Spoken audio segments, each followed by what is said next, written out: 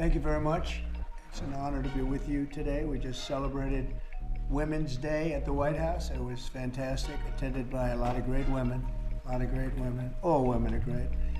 So this is the beginning of Liberation Day in America. We're going to take back just some of the money that has been taken from us by people sitting behind this desk or another desk that's not quite as nice, but they have their choice of 7, as you know. And we're going to charge countries for doing business in our country and taking our jobs, taking our wealth, taking a lot of things that they've been taking over the years. They've taken so much out of our country, friend and foe, and frankly, friend has been oftentimes much worse than foe. And this is very modest. What we're going to be doing is a 25% tariff on all cars that are not made in the United States. If they're made in the United States, there's absolutely no tariff. We started off with a 2.5% base, which is what we were at, and we go to 25%. And basically, as you know, and as you've been seeing, not reporting as accurately as it should be reported because it's a massive story. Business is coming back to the United States so that they don't have to pay tariffs. And I think also because of November 5th, the election, they're very happy. AI is coming back to levels that nobody's ever seen before. It's a new, sort of a new business, I guess, when you think about it. But it's plants are going up all over the United States, and many of them have already been started. We're getting early electricity taken care of. We're getting permits very quickly for them. And we're going to make their life very happy. They're coming in with tens of billions of dollars. Individual plants will cost 10, 15, even 20 billion dollars. We're going to let them build electricity generating plants along with their plant. And they can't even believe it. And we're going to get them very quick permits, as I've done always. I did that in Louisiana with 2 LNG plants. I got them one permit in 1 day after waiting 14 years, and the other one in 1 week after waiting for 12 years. But this is very exciting to me. This is the automobile industry, and this will continue to spur growth like you haven't seen. Before I was elected, we were losing all of our plants. They were being built in Mexico and Canada and other places.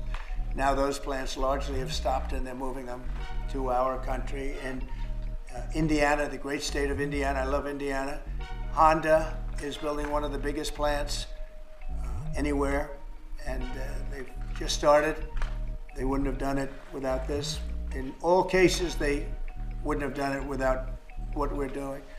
So we'll effectively be charging a 25% tariff. But if you build your car in the United States, there is no tariff. And what that means is a lot of foreign car companies, a lot of companies are going to be in great shape because they've already built their plant, but their plants are underutilized, so they'll be able to expand them inexpensively and quickly. But others will come into our country and build, and they're already looking for sites. They're looking for mostly sites. They don't want to take the old buildings that are empty and falling down. They want to build new, and there's tremendous action.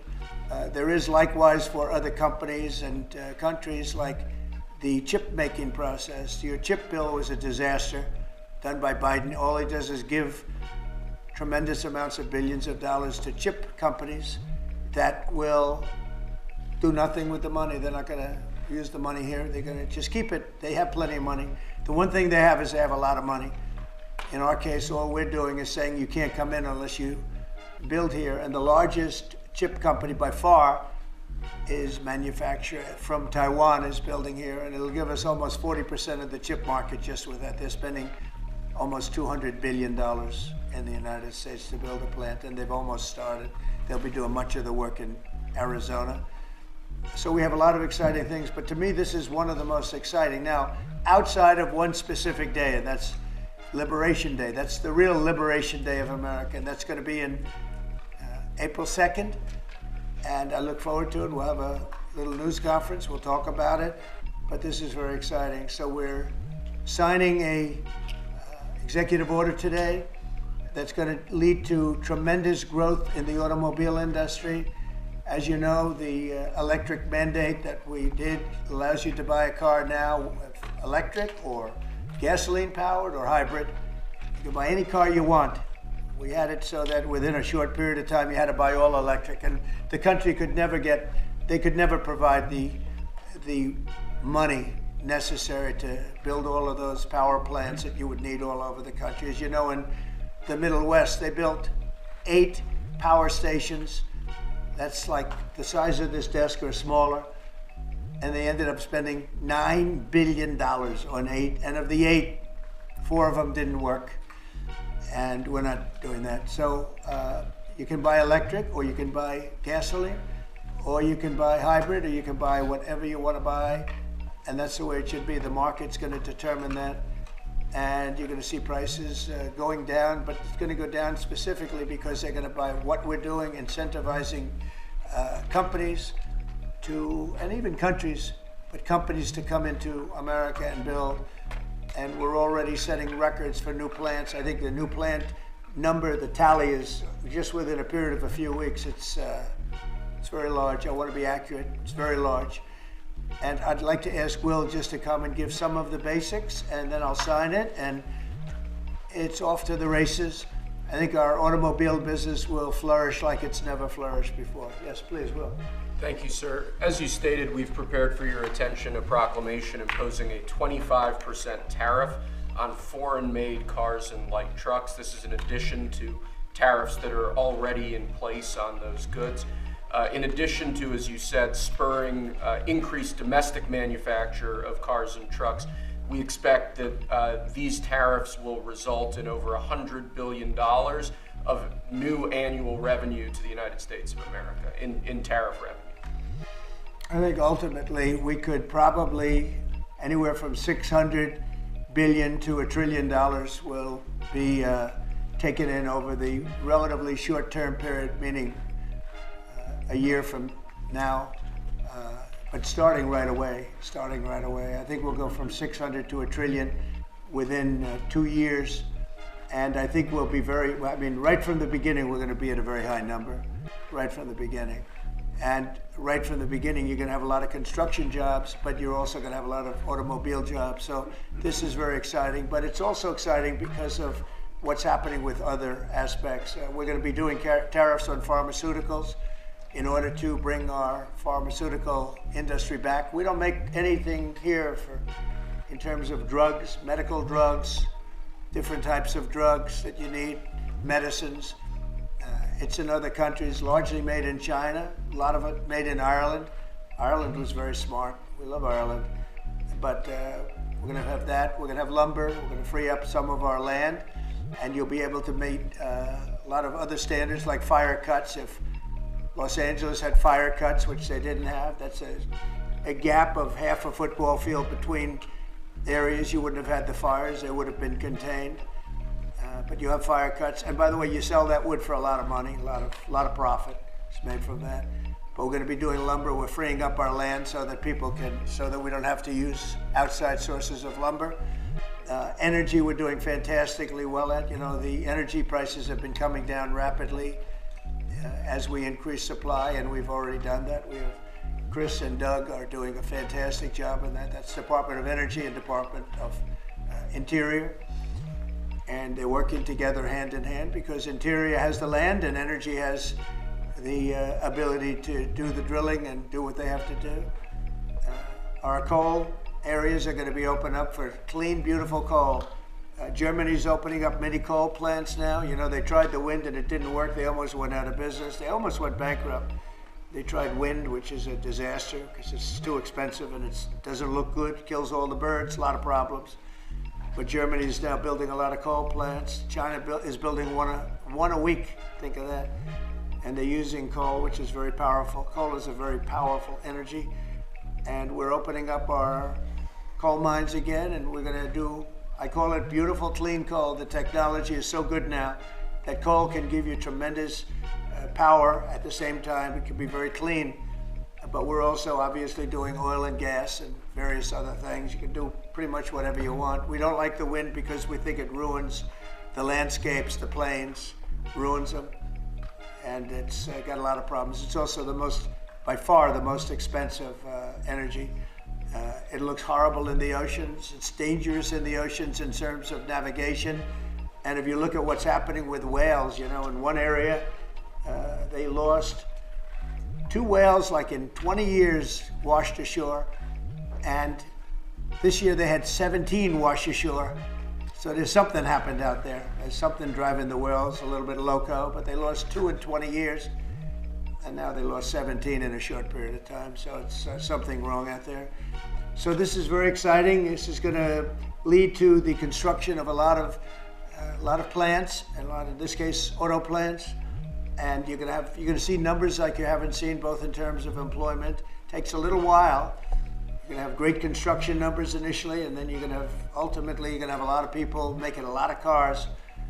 And one other thing, we have the Speaker of the House with us, who's doing a fantastic job. And where's Mike? And we're trying to get approved. Mike, thank you very much for being here. We're trying to get approved, if we can. If you borrow money to buy a car, you're allowed to deduct interest payments for purposes of income tax, but only if the car is made in America. So if the car is made in America, you get a loan, you can deduct the interest. That's a big saving. A lot of people in that part of the world, in terms of buying cars, a lot of them don't think in terms of deductions. People that think in terms of deductions are very wealthy people, but people are going to start understanding what a good deduction is all about. So when you get a loan to buy a car, and I think it's going to pay for itself. I don't think there's any cost. I think you're going to have so many cars built, but you're only going to get that deduction of interest if the car is made in the United States of America. So I'm going to sign this, and Mike, I hope you can get that, because I think it's going to be amazing in terms of the number of cars that are going to be made because of it. And I want to thank Howard Lutnick, our fabulous commerce chairman. That's what he is. He's a chairman. He's a very successful guy, a great guy. And we have a big day, Howard, coming up next week. Liberation Day. That's Liberation Day. That's going to be on the 2nd, and that's going to be reciprocal. And I think people will be impressed. We're going to be very fair. We're going to be very nice, actually. We have not been treated nicely by other countries, but we're going to be nice. So I think people will be pleasantly surprised, but it's going to make our country very rich, because we're the piggy bank that everybody steals from, and they've been doing it for many years, for decades, so we're not going to let it happen. So, but we're going to treat people very nicely. We're going to treat other countries very, very nicely, and I think it's going to have a very positive effect on everybody, including those other countries. So I'll sign this, and we will see you again on April the 2nd. In terms of this, it's going to be another round, and it's about making America great again, making it strong and prosperous again. Thank you very much. So Mr. President, on tariffs, can I ask you about tariffs, Mr. President? On the car tariffs, how do you assure that a car coming into the country is fully built? Could an automaker in Germany say, leave the tires off a car? We're going to have very strong policing, and it's pretty easy to do. If parts are made in America and a car isn't, those parts are not going to be taxed or tariffed. And we'll have very strong policing as far as that's concerned. For the most part, I think it's going to lead cars to be made in one location. You know, right now, a car would be made here, sent to Canada, sent to Mexico, sent all over the place. It's ridiculous. So this is a very simple system. And the beauty of the 25, it's one number. It's not up or down depending on the cost of the car. It's one number. And that number is going to be used to reduce debt greatly in the United States and to build things, reduce taxes.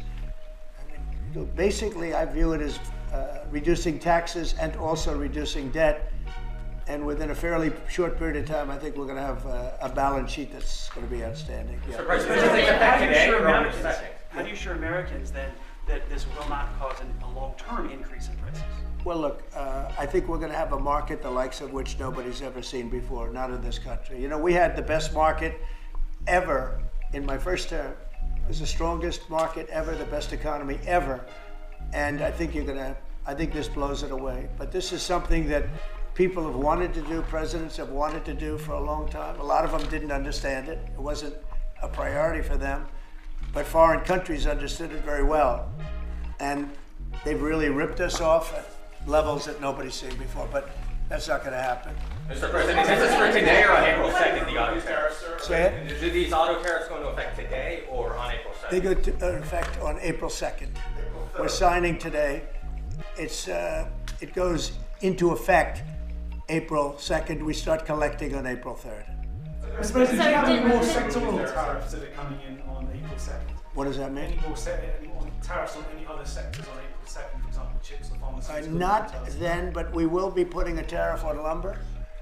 We, as you know, have a tariff already on steel and on aluminum of 25%, and we're taking in tremendous amounts of dollars. More importantly, our steel factories and aluminum factories are roaring. They're starting to roar. They're building new ones. I just heard from Nucor, which is a big company, a very big steel company, and they're building a massive plant for steel that they wouldn't build without this. So you're going to see things that are going to be actually amazing. And I think you already have. You know, we've had some news conferences where I can't have enough. They want to do news conferences where they announce they're going to spend 20, 30, 40 billion dollars. But Apple, as an example, is spending $500 billion. Okay. So on the Signal chat, Senator Roger Wicker. Hold on one second. Yes. Go ahead. Reciprocal tariffs next week. Will those be immediately effective April 2nd on all countries, or will you focus on the worst offenders? No, we're going to make it all countries, and we're going to make it very lenient. I think people are going to be very surprised. It'll be, in many cases, less than the tariff that they've been charging us for decades. So I think people are going to be very, very surprised. Why is on these auto tariffs? I think they'll be pleasantly surprised. I don't know. I think we're trying to keep it somewhat conservative. And on these auto tariffs, we saw obviously the NASDAQ 100 go down 2% at close, S&P 500 down 1%. What are you? Is that today? Today? Yes, sir. I didn't say that. I want to see the jobs. I want to see that'll all take care of itself. That could take care of itself in 1 day, 2 days, or 1 week. Are there conditions under which you'd remove these auto tariffs, or is this permanent for the rest of your term in office? Oh, this is permanent. Yeah, 100%. Yeah. Are you on the auto tariffs? So did Elon Musk advise you at all on these auto tariffs? No, because he may have a conflict, so we don't talk. I've never talked to him. Elon's amazing. He's never asked me for a favor in business whatsoever. I'm actually a little surprised by it. I might do it, I might not do it. I do what's right, and he'd want me to do what's right. You know, he's a patriot. He has never, you know, these are big deals we're talking about. This is probably nothing like this. And I've never had Elon come and say, would you do me a favor with the mandate or the electric mandate or anything. He's never asked me for anything. Sir, also, what's your response to Republican lawmakers who have said today that your administration should take more accountability and not downplay what's happened with Signal that we've seen in these messages today? Well, I don't know about downplaying. The press upplays it. I think it's all a witch hunt, that's all. I think it's a witch hunt. I wasn't involved with it. I wasn't there, but I can tell you the result is unbelievable because the Houthis are looking to do something. They want to know, how do we stop? Can we have peace? The Houthis want peace because they're getting the hell knocked out of them. It's been very, very strong. The Houthis are dying for peace. They don't want this. And they're bad. Look, they were knocking ships out of the ocean. You know, we had in the Suez Canal, they only have about 20% of the ships going through. They have to go through a different way, which takes weeks of travel. And that really affects commerce. But the Houthis have been hit hard and they want to negotiate peace. But I don't think Do they're you quite. still believe there was nothing classified that was shared? Say it? Do you still believe nothing classified was shared? Well, that's what I've heard. I don't know. I'm not sure. You'll have to ask the various people involved. I really don't know. I can only tell you this. You know, you don't want to talk about it. The Houthis have been horrible to the world. What they've done, killed a lot of people, and knocked down a lot of ships and planes and anything else. You know, it's not just the ships. And they have been hit. They have been hit harder than they've ever been hit, and they want us to stop so badly. And they've got to stop. They've got to say no mas. But I can only say that the attacks, it's attacks every day, every night. It's not just the one, you're talking about one. The attacks have been very successful, even beyond our wildest expectations. We've hit them very hard, very successfly. And we're going to do it for a long time. We're going to keep it going for a long time. Senate Republicans have said that they have formally asked the administration for an Inspector General report on the Signal issue. will you agree to that? It doesn't bother me. I don't know. You know, I want to find if there's any mistake, or if a signal doesn't work. It could be that signal is not very good. You know, it's a company, and maybe it's not very good. I think we'd rather know about it now. There was no harm done because the attack was unbelievably successful that night, and it has been unbelievably successful every single night for the last 4 or 5 nights. So. And the European Union. And that's the thing that you should be talking about. Yeah. This is something that should have been done by sleepy Joe Biden, but he was asleep at the wheel, other than when it came to stealing money, of course. Joe Biden should have done this attack on Yemen, which is basically a certain group within Yemen, the Houthis, and this should have been done by Joe Biden, and it wasn't. And that's caused this world a lot of damage and a lot of So problems. Mr. President, I think he's responsible. But he's also overseeing the investigation to find out what went wrong. Maybe Who's responsible? Mike Waltz says that he's responsible. Well, yeah, Mike Waltz, I guess he said he claimed responsibility, I would imagine. It had So nothing should to he do with anyone else. It was Mike, I guess. I don't know. I was told it was Mike.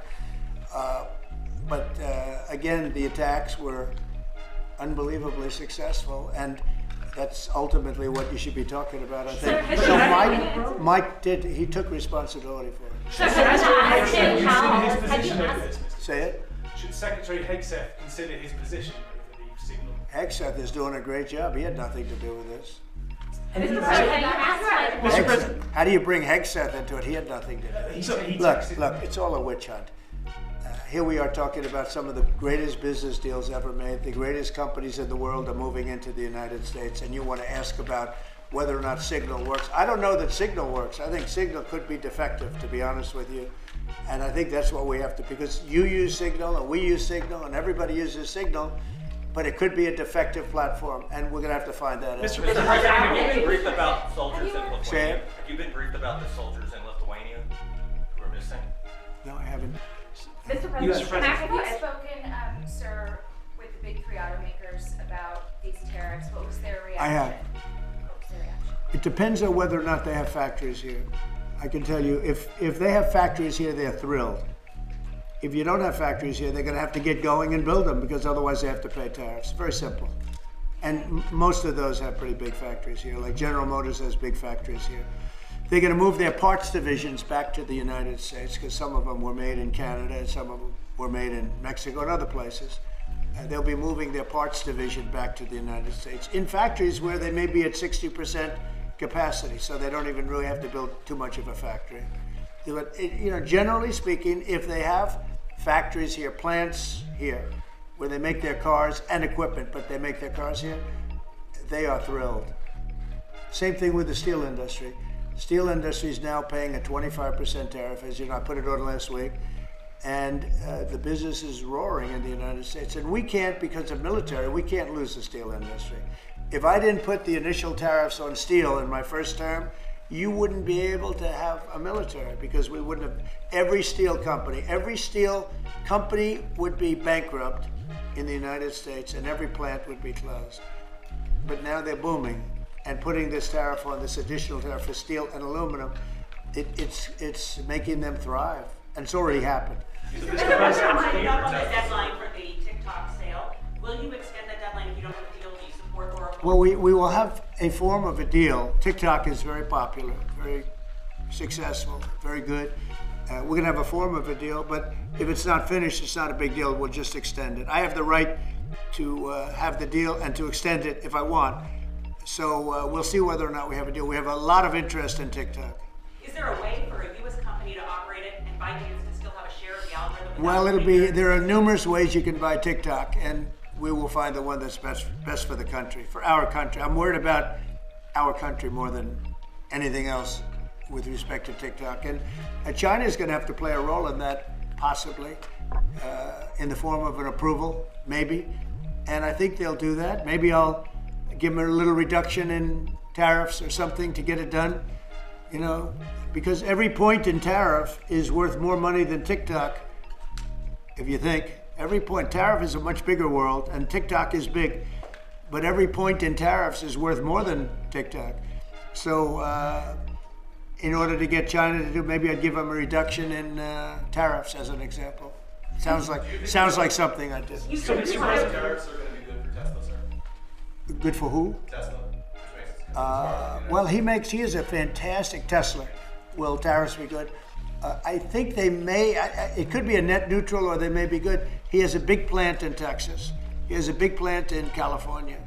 And anybody that has plants in the United States, it's going to be good for, in my opinion. Mr. President, the you European said you Union want to has ruled return against. education control to the states. How would you handle it if a state like California were to put in place education policies? You know, I haven't seen a disagree? mask in so long. You're wearing a mask. So nice of you. I haven't seen anybody wearing a mask in a long time. It's good. You feel more comfortable, right? Good. That's good. So go ahead. You said you want to return education control to the states. How would you handle it if a state like California were to put in place education policies you disagree with? Well, I think that California is going to be tougher because they're doing badly on everything they do. You know, everything they touch turns bad. So a place like California would be tougher for education. But what I would see with California is you'd have a Los Angeles department, and you'd have Riverside. You'd go to various places, and I think you'd have some great areas in California, and then you'd have some, like everything else, it doesn't work so well. But ultimately, I think it would be very successful. I think in New York, as an example, you'd go to Long Island, Westchester, you may have Nassau County, Queens County. You break it up in certain ways, so they'd have maybe 5 departments. You know, because of the size, they'd have 5 departments instead of 1. A state like Iowa, you'd have 1, and I mean they're just chomping at the bit to get going. So many states are chomping at the bit to get education, and it's going to happen fast to get the education brought back to the states. And I mean, I tell you what, you have 40 states, in my opinion, that will be as good as Norway, Sweden, Denmark. You take a look at those 3 are top, among the top, and they've been there for a long time. But I think you'll have a lot. Finland is very strong.